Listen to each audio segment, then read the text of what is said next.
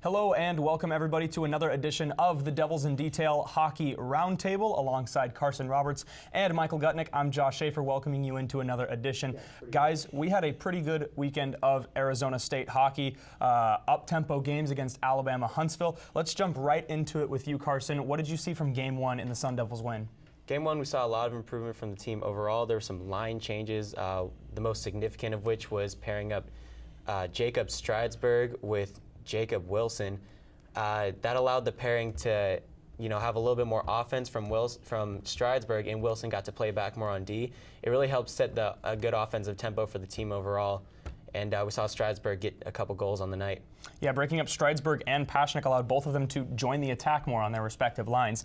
Michael, switching over to you for Game 2, the Sun Devils were unable to come out with a win. What positives did you see from the Sun Devils in that game, and where do they need to improve moving forward? Well, the Chargers were more aggressive after that loss. They outshot a lopsided 33-19 on the shots. And another interesting fact was that there was a combined 16 minutes of penalties 16 penalties of 35 minutes. And you could sense a sense of urgency from the Sun Devils as they really tried to fight back in this game. They were trailing, and they just couldn't find a way to get it at the end and lost 3-1. So many teams live and die by special teams, and the Sun Devils are one of those teams. Now, something they've really been struggling with lately has been their power play. What have you seen from their power play? Have you think they've improved, or where do they need to improve moving forward, especially against Penn State? There was a lot of improvement this week on the power play. They went 2 for 8 on the weekend, really more like 2 for 7 as Game 1. It was just the last minute was closed out with a power play. Coach Powers mentioned after the game that they made a few changes here and there. Game 1, you couldn't really see it, but you noticed on the weekend they had to have made changes because there's a lot of improvement. There's more puck movement, more shots on net, and obviously they came through with a couple goals.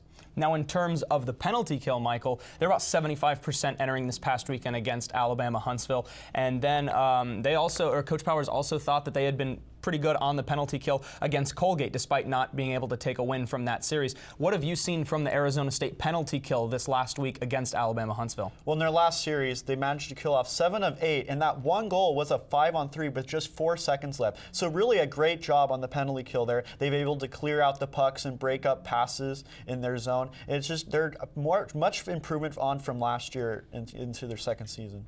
There are so many young players on this team, the cycling in and out of different players between last year and this year, and there's just a very young presence on this team. And now you've had drawn one very young player who's been getting a whole lot of ice time. Why don't you tell me about that? Yeah, Wilson, paired up with Stridesburg, he's been having a lot of ice time, throughout this year. He's one of the better two-way players on the team. A great presence on the blue line. He got a lot of ice time this weekend, especially on his pairing being paired with the first line, getting time on the penalty kill and the power play. So Wilson's been a player to watch. He had a very good Game 1, struggled a little bit in Game 2 with Stridesburg. Both had a -2 rating, but seeing how those two continue on throughout the season will be big for this team. And now switching from a defender to the player who probably has to be your best defender. Coach Powers says he has to be your best penalty killer, and that's goaltender Joey Daccord. Joey Daccord's been huge for the Sun Devils so far. He's have a 2.76 goals against average and a .91 save percentage. And that's a step up from last year when he had almost 4 goals against average. He's made ASU have a better chance to come into the game and have a fight towards the end because he's making the scores closer within 1 goal reach. And they have that fight towards the end and trying to win some games.